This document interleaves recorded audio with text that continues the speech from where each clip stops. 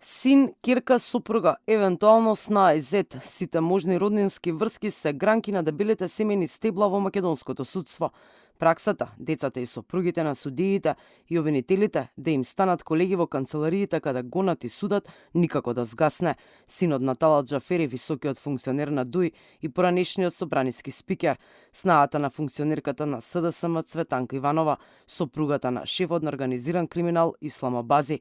Ова се само неколку пуштени гранки на функционери во судскиот систем за кои се пишуваше неодамна.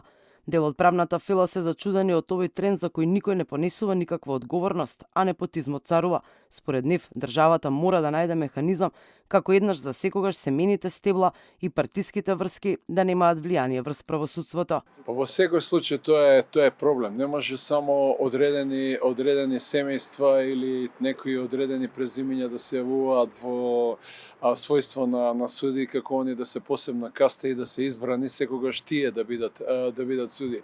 Знаете зошто? Затоа што тука се јавува проблем да тие луѓе кои што ја не реков дека се лоши, можеби тие се најдобри, но едноставно по законот на веројатност не може секогаш исти луѓе да бидат најдобри. Јас познавам толку стручни соработници во судовите и приправници кои што се навистина брилијантни, многу си ја сакаат својата задача, но ете заради тие постојни касти не можат никако да припарат да станат суди. Непотизмот има зародиш уште во Академијата за суди и обвинители. 1/5 од кандидатите кои завршуваат се роднини на функционери.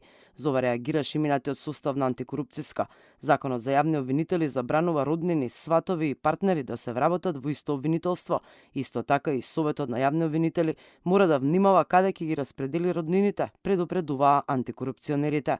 Функционерите во судството имаат очигледна наследна функција, па така Кирил Георгиев, судија во Кривичен, е син на судијата Наки Георгиев, кој сега лежи затвор за мито од 10.000 евра. Илирија Купи, кандидат на Академијата, е син на судијата Субхи Јакупи во Управен суд и поранешен член на ДИК по предлог на ДУИ. Тој исто така му е изедна осудениот Митаџија Иџет Мемети, екс-член на Совет на обвинители и поранешен народен правобранител. Зоран Здравев, избран за судија и син на екс-председателот на Судски совет Киро Здравев и синот на специјалната обвинителка Елизабета Јосифовска, стана судија. Јавноста се шегува со судските гени на децата на функционерите на третата власт. Да не знае човек дали е на семеен ручек, куќна слава или судско рочиште. Таткото функционер, обвинет за криминал, синот судија, а мајката член на Советот на јавни обвинители. Иронично коментираат граѓаните на социјалните мрежи по јавно објавениот непотизам.